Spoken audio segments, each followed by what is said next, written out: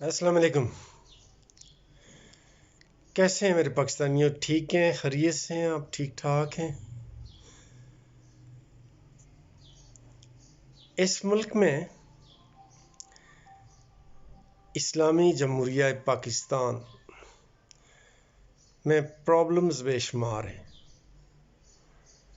मुख्तलिफ लोगों के, मुख्तलिफ सियासी पार्टियों के एक दूसरे से मुकाबले हो रहे हैं, कंपटीशन चल रहा है, बर्दाश्त कोई नहीं है।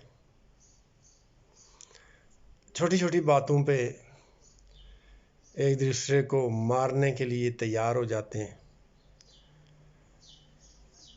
जहांगीर तरीन का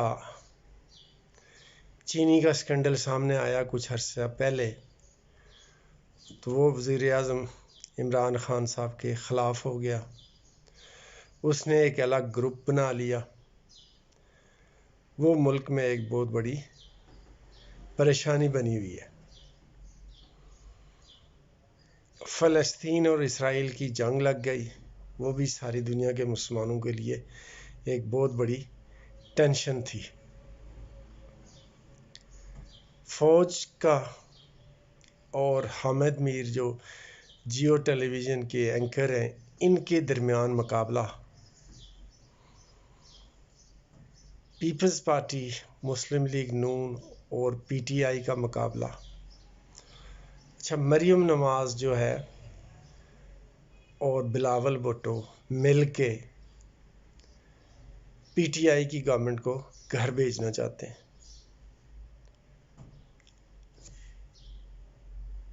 आखिर ये हो क्या रहा है?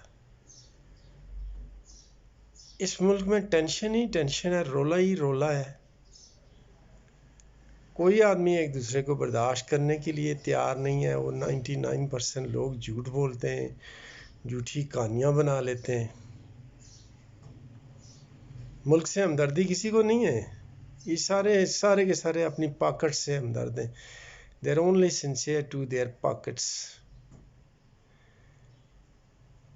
They are not sincere to the country.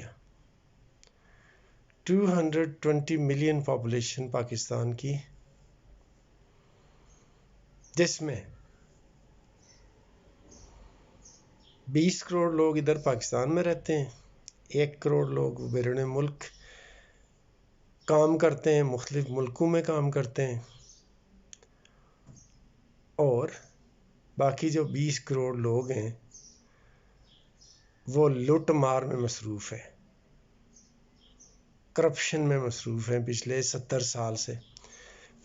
साल से यहाँ चोर डाकू, सरकारी चोर डाकू वो लूटमार कर रहे हैं, बदमाश बने हुए हैं, हरामखोर हैं, हड हराम हैं, ज़नाकार हैं, बैड करैक्टर हैं।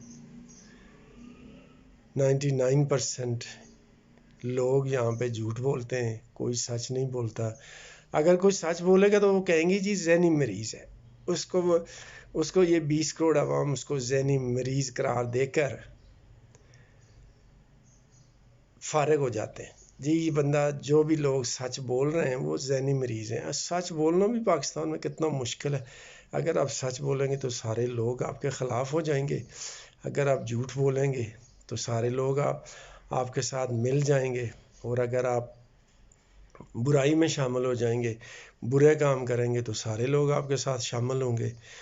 अच्छाई का कोशिश करेंगे, अच्छे काम करने की कोशिश करेंगे, बुराई को बेनकाब करेंगे, एक्सपोज करेंगे, तो सारे लोग आपके ख़िलाफ़ हो जाएंगे।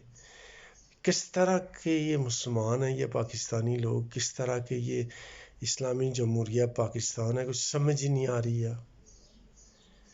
ये तो सारे के सारे सरकारी डाकू हैं, सरकारी चोर हैं, सरकार के चोर लूटमार में मसरूफ़ हैं। पिछले 70 साल से लूटमार कर रहे हैं। जो सच बोलेगा कहेंगे जी ज़हनी मरीज़ है।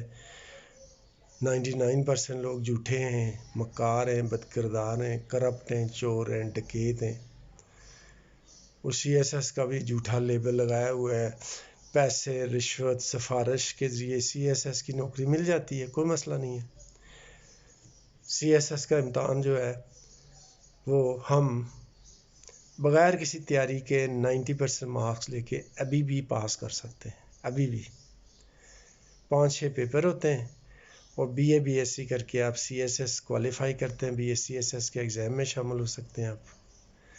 اس کا جو معیار ہوتا ہے وہ بی ایس سی سے بھی کم ہوتا ہے. وہ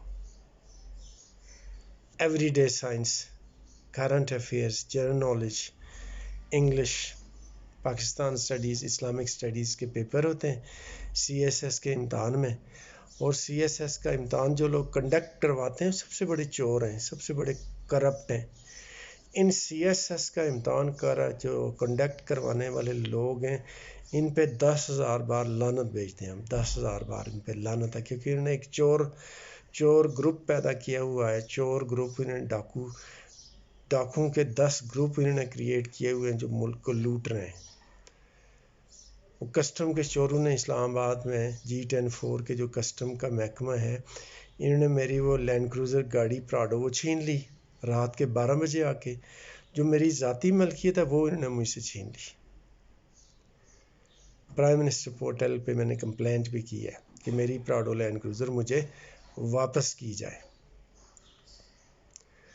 سرکار کے پاس جو گاڑیاں ہیں جو ہزاروں کی تعداد میں ہیں، یہ تمام کی تمام گاڑیاں PTI کی گورنمنٹ کو واپس لے کر نیلام کر دینی چاہیے. اور جو پیسہ ملے وہ پاکستان کے اوپر جو قرضہ چڑھا ہوا ہے وہ قرضہ اتار دیں آپ. اور یہ تمام سرکاری جو لوگ ہیں 17 سے 22 گریڈ کے لوگ، یہ اپنی گاڑیوں میں گھر جائیں، اپنی گاڑیوں میں ڈیوٹی پہ جائیں، جیسے یورپ میں ہوتا ہے، امریکہ اور کینیڈا میں ہوتا ہے. وہاں کسی بھی سرکاری محکمے کے افسر کو سرکار کو حکومت گاڑی نہیں دیتی. سب اپنی اپنی گاڑیوں میں وہ کام پہ جاتے ہیں اور واپس کام سے فارغ ہو کر جب چھٹی ہوتی ہے تو اپنی گاڑی میں وہ لوگ گھر جاتے ہیں. کینیڈا میں، امریکہ میں، پورے یورپ کے 50 ملکوں میں ایسے ہوتا ہے. یہ جتنے بھی ملک کے اندر مقابلے چل رہے ہیں یہ بند ہونے چاہیے اور ٹالریٹ کرنا چاہیے ایک دوسرے کو، مل جل کے چلیں، ملک کو ڈیولپ کریں. 2 سال کے بعد الیکشنز ہوں گے، جو الیکشن میں شامل ہو جائیں پیپلز پارٹی والے، مسلم لیگ نون کے جو دوسری پی ڈی ایم کا گروپ بنایا ہوا وہ شامل ہو جائیں نا اس میں 2023 میں الیکشن میں.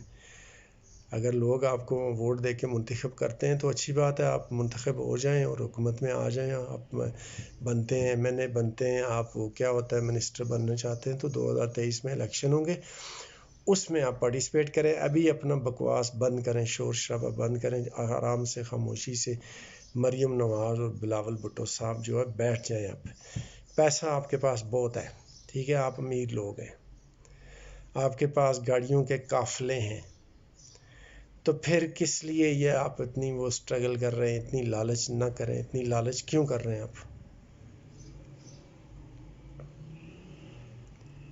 پیپلز پارٹی کے لیڈرز، مسلم لیگ نون کے لیڈرز، آپ نے کوئی ٹھیکہ اٹھایا ہوا ہے پاکستان میں حکمرانی کرنے کا، پاکستان میں جو ہے پاکستان کو چلانے کے آپ نے ٹھیکہ لیا ہوا ہے؟ لوگوں نے آپ کو ٹھیکہ، کسی نے، پاکستانی عوام نے آپ کو ٹھیکہ نہیں دیا ہے.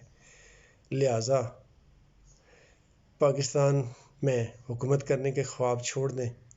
40 سال سے آپ پاکستان کو لوٹ رہے ہیں، کھا رہے ہیں، پاکستان کو کنگال کر دیا، 30,000 ارب قرضہ چڑھا دیا.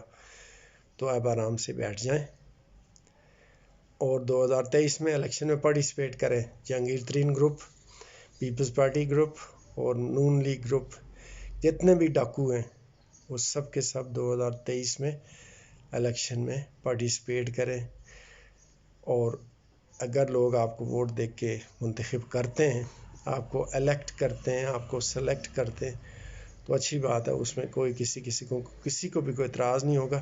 لیکن ابھی آپ شور شرابہ، یہ تقریریں، یہ جلسے بند کر دیں اور پاکستان کے عوام کو پریشان نہ کریں آپ سارے کے سارے لوگ.